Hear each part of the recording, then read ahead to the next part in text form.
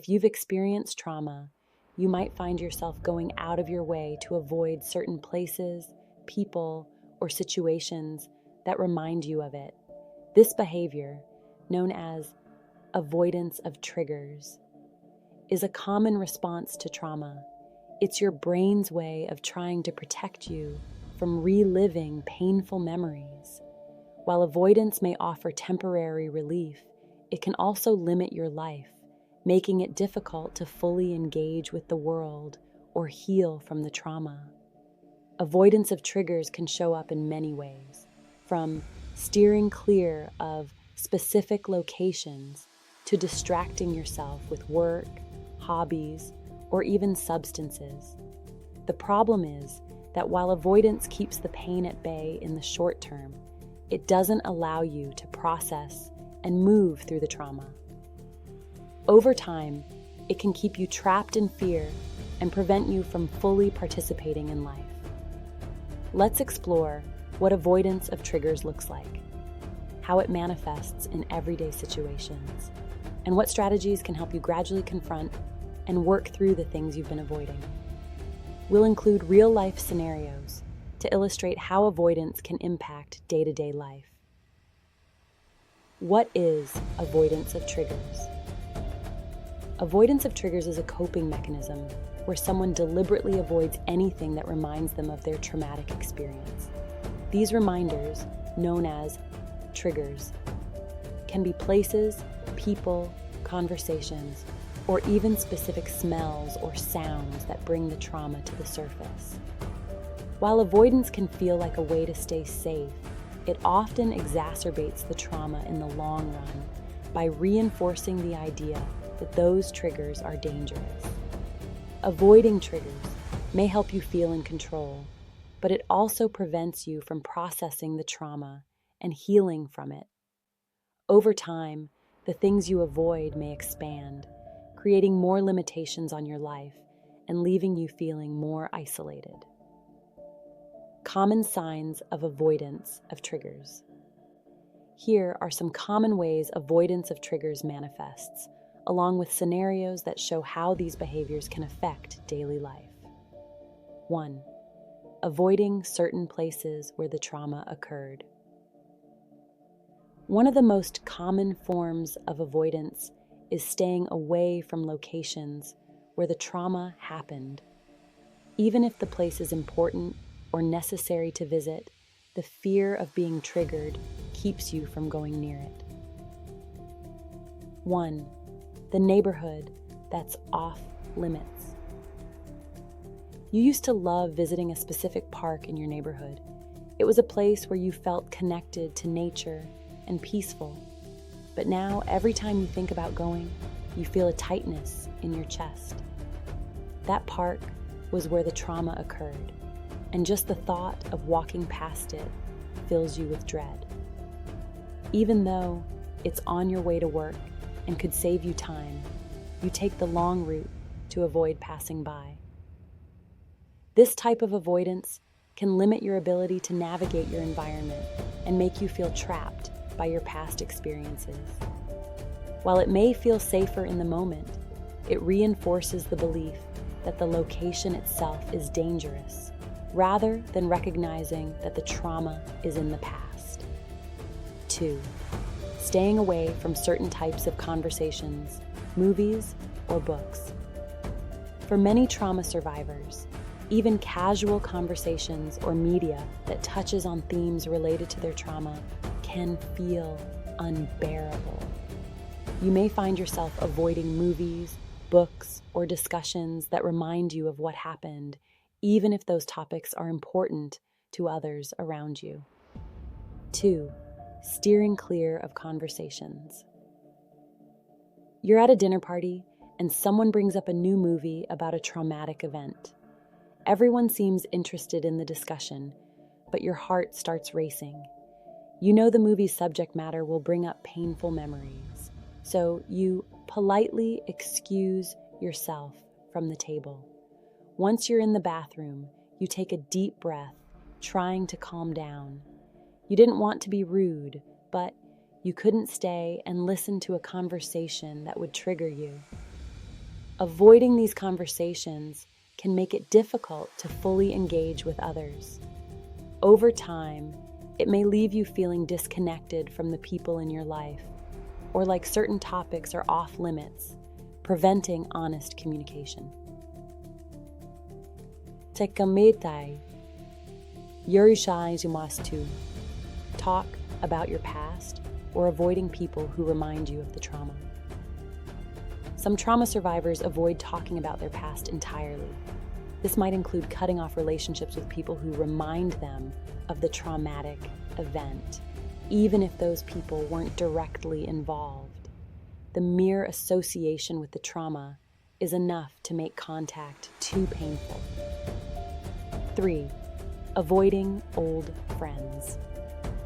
You used to be close with a group of friends from childhood, but one of them was present during a traumatic event in your life. Even though that friend wasn't responsible, every time you see them, you're reminded of the trauma. As a result, you've started distancing yourself from the entire group, cutting off contact with people you once cared about because being around them feels too painful. This form of avoidance can lead to social isolation and a loss of support. It's often easier to push people away than to face the difficult memories they bring up, but it can also leave you feeling alone. 4th, distracting yourself with work, hobbies, or substances to avoid thinking about the trauma. When trauma feels too overwhelming to process, it's common to distract yourself with work, hobbies, or even unhealthy coping mechanisms like substance use. These distractions may help in the short term, but they prevent you from addressing the underlying pain. Work as a distraction. You've always been a hard worker, but lately you've thrown yourself into your job in a way that's starting to affect your health. You stay late at the office, take on extra projects, and rarely take breaks. Deep down, you know you're using work to avoid thinking about the trauma. When you're busy, you don't have time to reflect on the past, but the moment you stop working, the memories come rushing back. This type of avoidance can lead to burnout and prevent emotional healing. While distractions can offer temporary relief, they often delay the process of confronting and processing trauma. 5. Keeping certain rooms or areas in your home off limits because they bring up bad memories. For some trauma survivors, even certain spaces in their own home can feel unsafe. You may find yourself avoiding specific rooms or areas that remind you of the traumatic event, keeping those places off limits to avoid being triggered. 5. The room you never enter. There's a room in your house that you can't bring yourself to enter. It's the room where the traumatic event occurred, and even though you've lived there for years, you never go inside. You've thought about redecorating or repurposing the space, but the memories are too strong. Instead, the door remains closed, and you walk by it every day, pretending it doesn't exist. Keeping certain areas of your home off limits may seem like a way to protect yourself, but it can also reinforce the idea that the trauma still holds power over you. Over time, it can make your living space feel less safe and more like a reminder of the pain. Managing avoidance, taking steps toward healing. While avoidance is a natural response to trauma, it can hinder your ability to heal and move forward. Here are some strategies to help manage avoidance and gradually confront the triggers that are holding you back. 1. Therapy. Working with a trauma-informed therapist is one of the most effective ways to address avoidance. Cognitive behavioral therapy, CBT, or exposure therapy can help you gradually confront the things you've been avoiding in a controlled and safe way, allowing you to process the trauma without becoming overwhelmed. 2. Grounding techniques.